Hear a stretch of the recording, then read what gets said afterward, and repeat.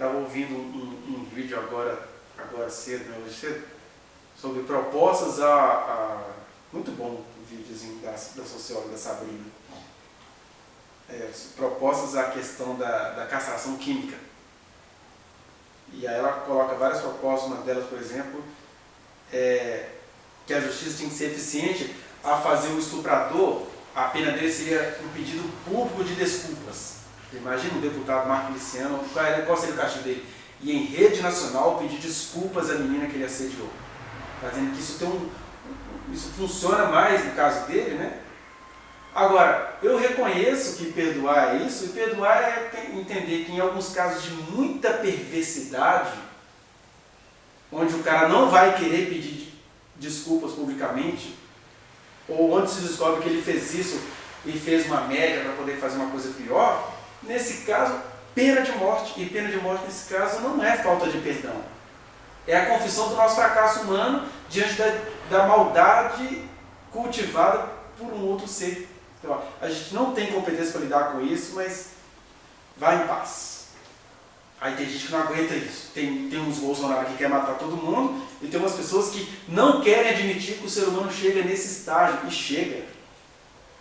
A perversidade é perversa, e aí perdoar nessas horas e dizer, cara, em nome da gente continuar sobrevivendo, não vai dar. Isso é para ninguém falar que eu sou de esquerda, tá vendo?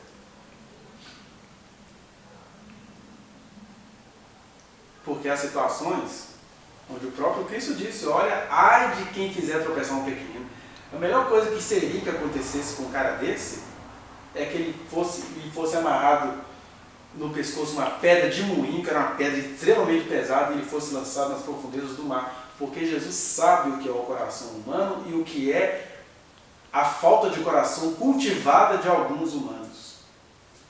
Que é alguém que faz tropeçar um pequenino, que é um ato muito covarde. Um pequenino é pequenino, ele não sabe rebater com a sua sapiência da vida. Né? Então, o convite é para ser santo e separado para assumir a sua responsabilidade. Mas não é ser isolado da vida em comunidade, não é virar monge, não é viver no monastério, não é querer justiça descarada para uns e justiça seletiva disfarçada para outros. É uma santificação que, por você andar na presença de Deus, olha que coisa mais paradoxal. Você anda tanto na presença de Deus que você está implicado com a vida, com o dia a dia. Eu já vi isso acontecendo no Brasil. Estava vendo uma entrevista do Rubens César Fernandes, para finalizar aqui. Rubens César Fernandes é um outro sociólogo do Rio de Janeiro, que eu tinha cerca de 16 anos, 94, eu tinha um ano de casado, quando ele criou um movimento, junto com o Betinho Duarte, que é o outro sociólogo, o Betinho, esqueci o nome dele, Betinho não sei das quantas, que criou o Brasil contra a Fome, e os dois amigos do Caio Fábio, né? Então tinha um pastor e os dois sociólogos, e eles criaram um movimento chamado Viva Rio, e dentro desse movimento tinha um outro chamado Rio Desarme-se. A quantidade que a gente via em rede nacional, porque chamou a atenção da mídia, né? Ó, o Rio desarmando. Eles entregavam milhares e milhares de armas. A favela descendo, os traficantes entregando. E aí ele sai candidato agora ao governo do Rio de Janeiro, ele tem uma proposta melhor, por exemplo, do que desse povo que quer botar arma na mão de todo mundo. Só que é interessante que aquilo era fruto da santificação daquele pastor. Ele andava tanto com Deus que ele conseguiu, pelo Espírito Santo, fazer a população devolver as armas. Gente, era muita arma. Procura na internet, vocês vão achar as fotos. Arma demais. Inclusive o governador começou a implicar porque entendia que eles estavam fazendo aquilo, porque eles pretendiam ser candidato a governador.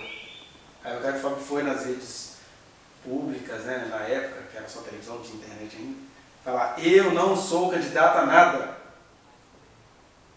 Mas eles não acreditaram, não. Então eles traziam tramas, jogavam cocaína lá na fábrica de Esperança, um monte de coisa para poder desqualificar. Mas não adiantava, porque como era uma obra do Espírito Santo, por que eu estou citando, evocando essa história? Porque ser santificado é isso, é você ter um relacionamento tão íntimo com Deus, que aquilo não te tira da vida, pelo contrário, aquilo te põe na vida mais do que você pudesse imaginar. Então que o Senhor nos dê essa capacidade. Que o Senhor nos recupere essa esperança, né? Vá no link que está aqui na descrição e acesse a reflexão na íntegra. Não se esqueça de dar o like nesse trechinho de vídeo, compartilhá-lo e se inscrever neste canal, apertar o sininho para você receber as notificações. Muito obrigado.